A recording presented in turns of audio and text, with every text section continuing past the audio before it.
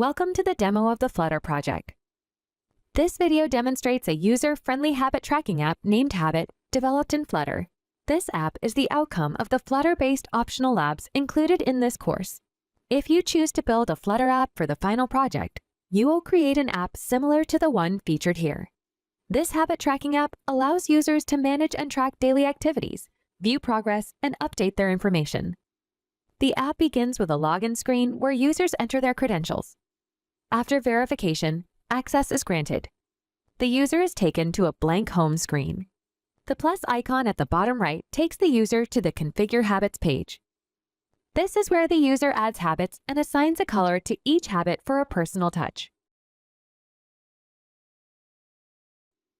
Selecting the arrow on the top left of the screen will exit the user from the configuration page. Users can view a list of habits in a to-do list.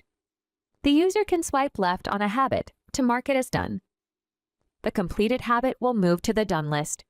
Swiping right on the completed habit moves it back to the to-do list. Selecting the three horizontal lines at the top left will take the user to the menu settings. The Personal Info tab allows users to save their details, including a name, username, and age. The saved name will then appear at the top of the app. Next, select Reports. It will provide weekly habit progress so users can understand how well they maintain their habits.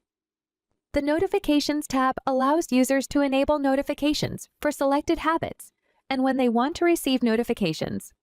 All the user data, including user profile and habits, are stored in the local storage. Signing out of the app will take the user to the login screen. Note that new users have a sign-up option, which takes them to the registration screen. Users can provide details and select from pre-built habits for the best app experience. With this, you've come to the end of this demo. Hope this video helps you create a Flutter mobile app as part of the requirements for this course.